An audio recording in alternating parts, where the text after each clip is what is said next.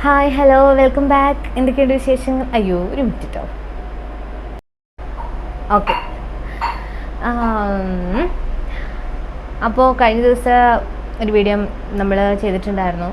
എൻ്റെ വൈറലായിട്ട് കുറേ virals continuous ആയിട്ട് വീഡിയോസ് ഇങ്ങനെ കണ്ടുകൊണ്ടിരിക്കുന്നു. വീണ്ടും ഞാനത് ചെയ്യുന്നില്ല. കുറേ പേര് അതായത് ആ പെൺകുട്ടിയുമായി ഒരു പെൺകുട്ടി ഗാർഹിക പീഡനം ഭർത്താവിൻ്റെ വീട്ടിൽ കല്യാണം കഴിഞ്ഞ് 7 ദിവസത്തിനുള്ള ആ സംഭവങ്ങളൊക്കെ നമ്മൾ കണ്ടതാണല്ലോ. അപ്പോൾ ഞാൻ ആ ടോപ്പിക്കായിട്ട് കുറച്ച് കാര്യം കൂടി പറയണമെന്നുണ്ടായിരുന്നു. പിന്നെ ഞാൻ വിചാരിച്ചു കണ്ടിന്യൂസ് ആയിട്ട് ഒരേ ടോപ്പിക്ക് ഇടുമ്പോൾ നിങ്ങൾക്ക് ബോറടിക്കേണ്ടല്ലോ എന്ന് ഓർത്ത് ഞാനത് പറയണില്ല.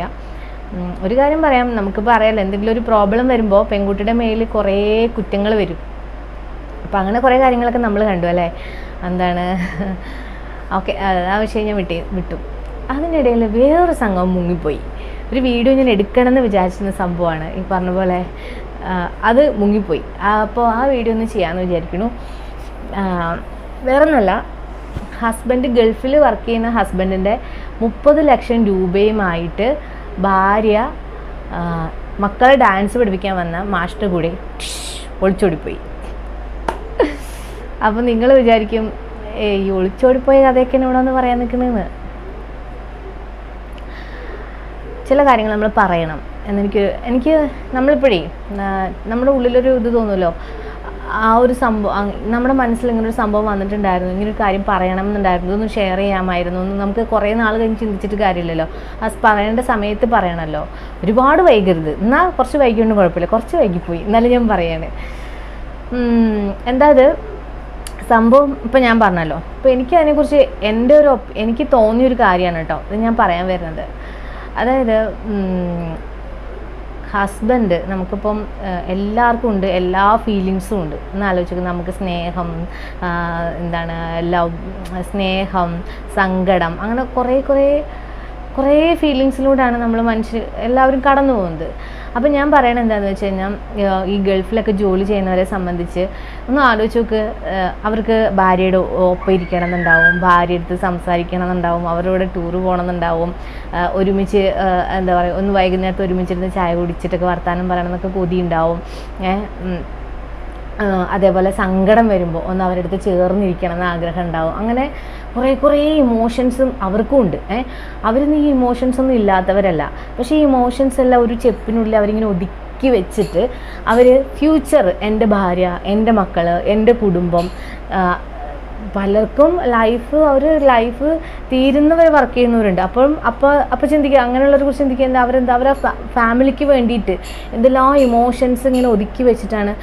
അതായത് അവർക്ക് വേണമെങ്കിൽ തോന്നിയ പോലെ വേറൊരു സ്ഥലത്ത് മാറി നിൽക്കുമ്പോൾ വേണമെങ്കിൽ തോന്നിയ പോലെ ആകാമല്ലോ. പക്ഷെ അവരങ്ങനെ ആകാതെ ആ ഒരു കമ്മിറ്റ്മെൻ്റ് ഉള്ളിൽ വെച്ചുകൊണ്ട് തന്നെ അവർ അവിടെ കഷ്ടപ്പെട്ട് അധ്വാനിച്ച് സ്വന്തം കുടുംബത്തിന് വേണ്ടിയിട്ട്, സ്വന്തം കുടുംബത്തിൻ്റെ ഫ്യൂച്ചറിന് വേണ്ടിയിട്ടും പൈസ അയച്ചു കൊടുക്കുകയാണ്. നല്ല ഭക്ഷണം കഴിക്കണം എന്ന് ആഗ്രഹം ഉണ്ടാവില്ലേ?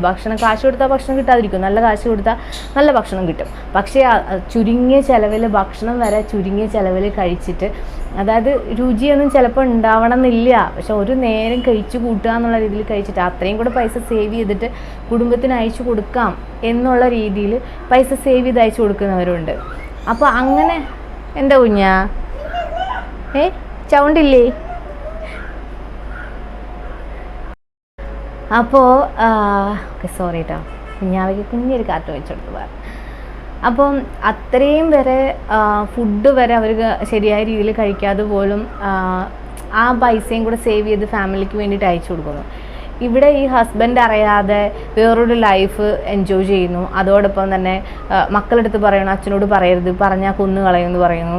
എന്നിട്ട് ഇയാളുടെ കൂടെ ജീവിക്കുന്നു. ഹസ്ബൻഡ് വരുമ്പോൾ ഹസ്ബൻഡിൻ്റെ അടുത്ത് ചിരിച്ച് കളിച്ച് തമാശ പോലെ ഒന്നും ഇല്ലാത്ത പോലെ അഭിനയിക്കുന്നു. അതിന് ഹസ്ബൻഡ് പോയി കഴിഞ്ഞാൽ വീണ്ടും വേറൊരാളുടെ ലൈഫ് പാട്ട് ചെയ്യുന്നു.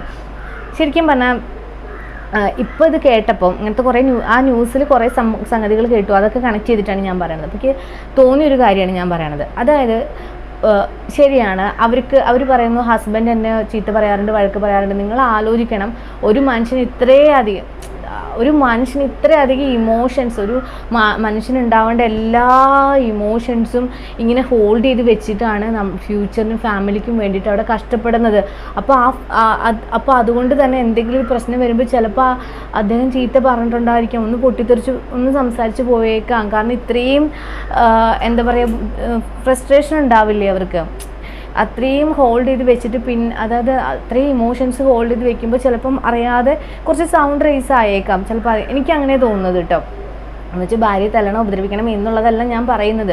ചിലപ്പോൾ സൗണ്ട് റേസ് ആയി സംസാരിച്ചിട്ടുണ്ടാവാം എന്നും പറഞ്ഞിട്ട്, അല്ലെങ്കിൽ പിന്നെ എന്ത് ചെയ്യണം, അദ്ദേഹം ദേഷ്യപ്പെടുന്നു ഇതാവുന്നു, എനിക്ക് അതുകൊണ്ട് അദ്ദേഹത്തുമായിട്ട് അല്ലെങ്കിൽ എനിക്ക് എൻ്റെ ഫീലിങ്സിന് അദ്ദേഹവുമായി സാറ്റിസ്ഫൈ ചെയ്ത് പോകാൻ പറ്റുന്നില്ല എങ്കിൽ അത് അദ്ദേഹത്തോട് തുറന്നു പറയാം, നമ്മൾ ഒരുമിച്ചുള്ള ലൈഫ് എനിക്ക് പറ്റുന്നില്ല, എനിക്ക് അല്ലെങ്കിൽ കൂടെ കൊണ്ടുപോകണം എന്ത് ചിന്തിക്കണം.